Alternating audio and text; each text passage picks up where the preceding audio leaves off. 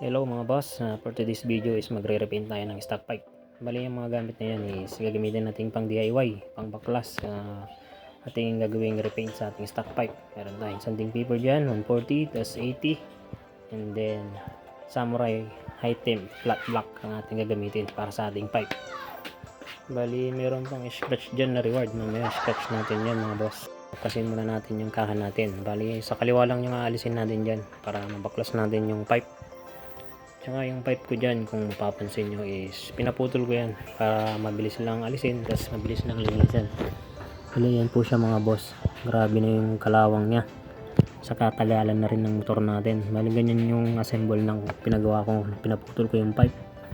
Bali may lagayan siya ng spring dyan para hindi siya mag-vibrate. Yan. Bali maganda itong ginawa ko kasi tignan nyo pag maglilinis, hindi siya mahirap. After ko nilihan ng mano-mano yan mga boss, ginamitan ko po ng grinder with flap disc number 80-100 para maalis talaga yung mga kalawang. Yung 80 pangalis ng kalawang, tas yung 100 is pang pino para wala yung mga butil-butil dyan na bakas ng kalawang.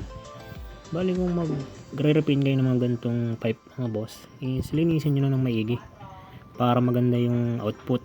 Tsaka kung pipinturahan nyo is smooth na smooth talaga, makinis. Kumbaga sulit na sulit. Kung magre-repaint ka lang din, lubos-lubosin mo na yung panglilinis para wala nang bakas yung mga kalawang dyan. Tsaka maganda tong mga gantong gawain mga boss para tumagal yung lifespan ng ating pipe. Kasi yung kakainin ng kalawang yan mga boss, mabubutas yan, dagdag gastos na naman. Mas maigi na yung ma-prevent na natin ng maaga para mas humaba pa yung lifespan ng ating mga gamit sa motor. Kagaya nitong pipe kasi pronto sa kalawang, lalo na pag maulan, may stuck yung tubig sa mga pipe natin, mabilis lang kalawangin. Dali yan mga boss, pinalikan ko pa yung sa may kwako nya, sa may elbow kasi puro kalawang talaga yan yan lang mga boss, tiis lang. Mamaya maganda rin yung kalalabasan yan pag napinturahan na natin yan. Bali ito na yung final na pang grind natin dito mga boss. Bali yan yung 100 na liha pang pino sa ating stock pipe. Tapos na natin i-grind mga boss. Bali yan, ready to paint na yan. Tirahin na natin to, baka tirahin pa ng iba. Una ko dyan is yung sa may elbow. Bali yung spray paint na gamit natin dyan is yan talaga yung sa mga pang high temp, para sa mga pipe talaga yan na hindi malulusaw kahit na mainit. Bali inubos ko yung isang spray paint dyan sa aking stock pipe. Bali ayan siya mga boss, bilad natin ng 30 minutes yan. And then ito na yung output ng ating DIY paint sa ating stock pipe. Tignan nyo mga boss, ang layo ng agwat dun sa una, parang brand new ulit. Salpak na natin to. Sa paglalagay pala ng stock pipe sa mga Sniper 150, lagyan muna natin ng gasket band sa may kwako.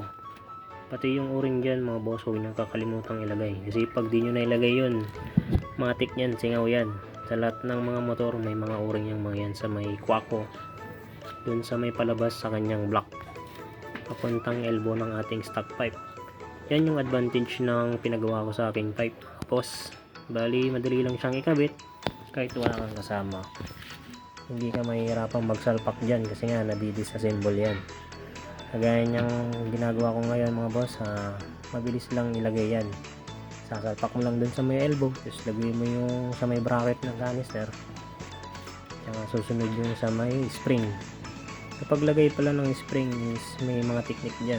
Pwede yung sa may plies, pwede rin yung gagamit ka ng tali, pwede yung alambre. Sa pagigpit naman ng mga bolts nito mga boss sa may block, yung tamang higpit lang kasi pag masobran mo yan baka magkakaproblema ka yan, malustrig yung sa may tornilyo nyo sa may block. Kaya dahan-dahan lang yan. Bali malapit na natin itong matapos. Sulit din ang ating DIY project ngayon. Ganyan lang yung mga ginagawa natin mga boss. Pag walang ginagawa, DIY lang tayo.